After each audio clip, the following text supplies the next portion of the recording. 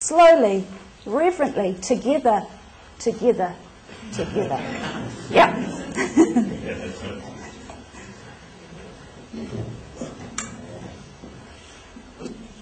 We need a hymn. We do need a hymn. I would like to make one point. Ladies, leave your handbags in the seat. Do not have them over your shoulders. Do not have them on your arm. This is a procession, a reverential procession. I do not want to... Sorry. I do not want to see handbags. Yes. Okay, stop altar service. The altar is here. We're going to use that candle in just a moment. Over here. Okay, all the servers you can be with, thank you very much. Goodbye, thank you. Right, thank you, Damien, you were last week. Goodbye, thank you. Sorry, Jerry. You've been demoted, you know. We're sharing your priestly powers now. Here we go. Now, I will say one thing. When we come to the front of the altar servers usually go fan out here, and then the reader comes here, and the Eucharistic minister here, and the priest in the middle.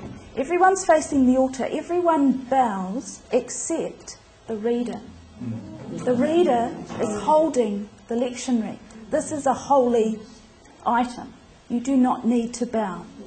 But so stand, wait for people to finish bowing, proceed up to the lectionary. There's a little oohs and ahs there. Do people want to discuss that, debate that? Bowing with the book. What's that? Oh,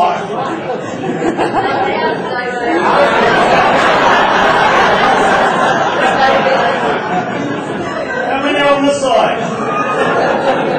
Turn around. Okay, very good. Very good. Yes?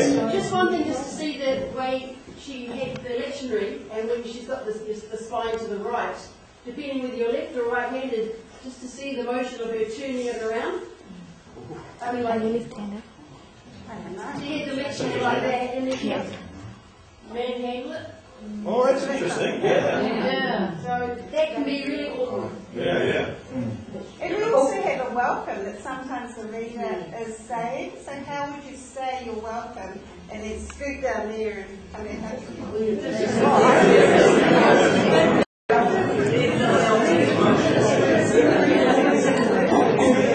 Okay. Right, what's the point?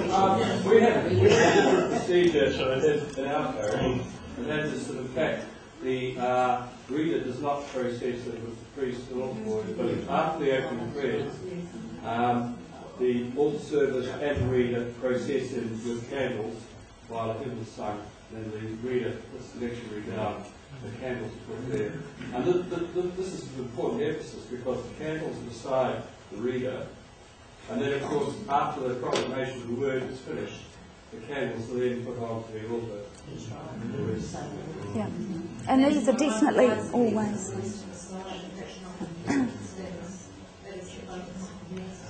It is the focus of the Mass at the time, I agree with you. But yeah, I mean, the reason I don't think we're here to give any prescriptive rules. No, we're not. At all. And I know that I think St Anne's does that too. I've seen them do that at the Either way, procession of the book. the way you are processing it in will be the same. It may be at different times. Yeah, at different times. Yeah, but the way. Well, I'm just addressing the lady. No, Laura, sorry. I actually think the focus when you walk in to a piece of architecture, whatever the architecture is. I mean, the liturgy is sacred drama, and I'm not pushing that too far. But this is the set that you're working on, and so you see immediately three major pieces of furniture up there. You see, there is the table, which is bare because it's not being. We don't want to focus on that at the moment. There is a place to be that is important because there's going to be a book there, and there's a great big seat, but whoever's going to sit on that is pretty important too. And they are the three symbols. And I think it's just a matter of focusing where we're going to shift our focus during the next 45 to an hour. So for my money, I don't think it's about this is the one we're looking at now, now we're finished with that. Personally, I think it's we move the candles or something else to the next focus. You know, I think the focus shifts, not the furniture shifts. Personally, but that's just. Tim, if you're holding the book with the writing facing the reader, as you process in, the assembly can actually see that it is the Bible, because if you're looking across, you're reading that way. You can't read it there. And but then it is you don't have going. that problem of burning. Yeah, but it is going towards the altar. I would always have it facing the altar, the front of the book. But I don't think turning it around is an issue. No. You turn it around without people seeing it.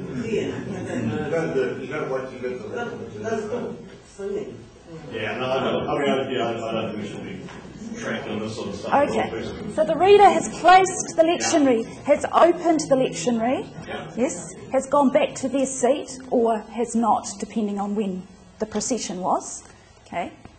At the appropriate time, the reader then comes back up again. Okay. Now, this That's is... interesting. I mean, it does seem like a little bit of a false start, but it's all set. And you don't use it again until the moment. Whereas your point is that in your place, where are you guys? Right. There, you go, okay, we've finished with the presidential part at the moment. Now, let's all focus here. Just one quick question. So when we're coming up with the Bible, and there's a gap between the altar and the lectern, do we go around, or sort of through the middle between the, or does that not matter? I suppose it would depend on how your church is structured. I know in our church we go on this side of the lectern to get up there, even though there's like musicians right here. My feeling is if you're coming around the side, you're sort of ducking in and sort of don't look at me. But you know, you are doing an important job, and you should be going straight to where you're going through the middle. I think this is good because it's just principles. To think about, make the adaptation for yourself, but know why you're doing things. That's all I suggest to you. Know why you're doing them. And so we've got to the reading part. We've got to the reading part? Okay. The most important thing is your presence. You've said your prayer just before getting up. You've prayed. You're open to the Lord. You get up here. You look at your congregation. You stand for a moment. You wait. They will settle down because you are standing here waiting. Doesn't have to be long, but a big enough breath and gap so that you know that they're concentrating on you. And then you begin. Now, instead of saying a reading from, how about saying from the book of? Instead of saying the first, please never say the first reading is from. That just lengthens it out quite a bit. Shall we change things and say from the book of Isaiah? Okay. Never read the little italics after there. We had one of the education people over a few years ago who said, read the italics first. We were always told to read it and then move it from. Here's the theme of the reading. Yeah. We get it rolling.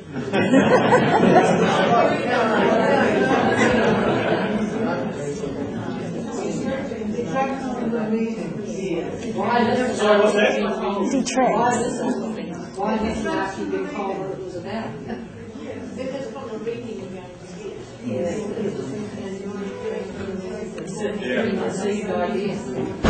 Everyone in the church has already prepared their own reading, so they know what's coming up anyway.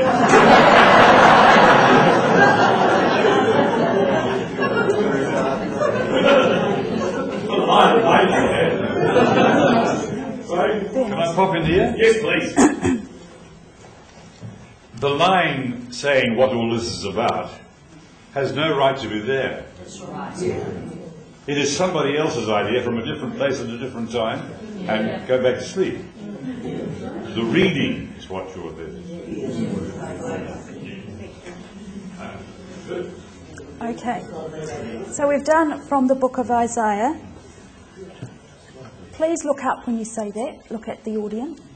Look at the assembly. Pause. Begin your reading.